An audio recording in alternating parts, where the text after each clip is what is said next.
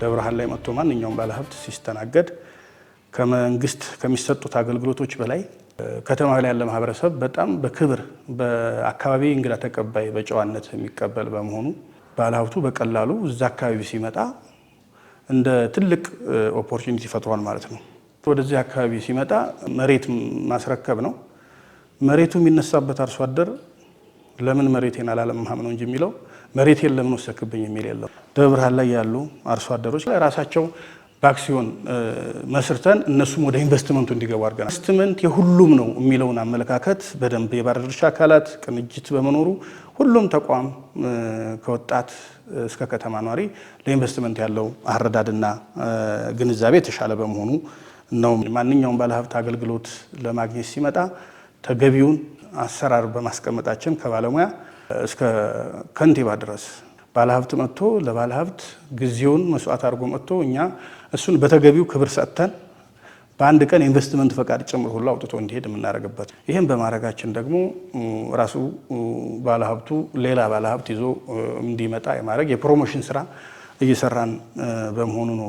ደብረ ብርሃን ምንድነች የሚለውን ቀድመን ፕሮሞት በማድረጋችን በተገቢው መንገድ በማስተዋወቃችን ያለንን ጸጋ ያለንን አገልግሎት አሰጣጥ አጠቃላይ ያለንን ቅንጅታዊ አሰራር መቼ ጀምሮ በስታንዳርድ መቼ ያልቃል የሚለውን ነገር በጣም ግልጽ በሆነ አሰራር ስላደረግን በዚህ መንገድ የተሻለ አገልግሎት በመስጠት ቢሮክራሲ የሚፈጥር አመራርና ባለሙያ ስለሌለ በቀላሉ ኢንቨስትመንቱ መምጣት የተቻለበት ሁኔታዎች አሉ ማለት ነው። ድጋፍና ክትትላችን በጣም የተሻለ በመሆኑ ነው። ባለሀብቱ በጣም ብዙ ችግር ያጋጥመዋል። የግብአት ችግር ያጋጥመዋል፣ የፋይናንስ ችግር ያጋጥመዋል፣ የመሰረተ ልማት ችግሮች ያጋጥማሉ። እነዛን ችግሮች ለመፍታት ደግሞ በተለይ ከተማ አስተዳደሩ በቁርጠኝነት የሚያስፈልገውን ነገር በማሟላት ረገድ የተሻለ ነው ማለት ይቻላል። ይህን ዘርፍ የሚደግፉ አካላትን በአንድ ላይ በማገናኘት በተለይ ኢትዮጵያ ታምርት በሚለው መርህ በማገናኘት ችግሩ እንዲፈታለት በማድረጋችን ነው። ኢትዮጵያ ታምርት ላይ መብራት ኃይል ይገኛል፣ ውሃ ልማት ይገኛል፣ አበዳሪ ተቋማት ይገኛሉ፣ የግብአት አቅራቢ ተቋማት ይገኛሉ። ስለዚህ እነዚህ አካላት በአንድ ላይ አገናኝተን ባለሀብቱ መንግስት ያለውን ችግር በቅርርብ በመፍታታችን የተሻለ ነገር ማምጣት ይቻላል። በተለያየ ምክንያት ቆመው የነበሩ ኢንዱስትሪዎች የግብአት ችግራቸውና የብድር አቅርቦት ችግራቸው በመፈታቱ ወደ 7 ኢንዱስትሪዎች ወደ ምርት አቆመው የነበሩ ማምረት የተመለሱበት ሁኔታዎች አሉ።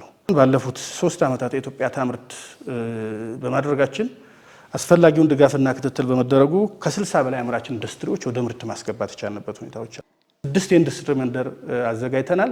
ከ2020 በላይ መሬት በላይ ለኢንዱስትሪ ለይተን አስቀምጠናል። በሁሉም ዘርፎች ለይተን መሬት አስቀምጠናል። ስለዚህ በዛ ክላስተር መሰረት ባለሀብቱ በቀላሉ መሬት በቅርብ እንዲያገኝ የማድረግ ስራዎች እየሰራ እንገኛለን ማለት ነው።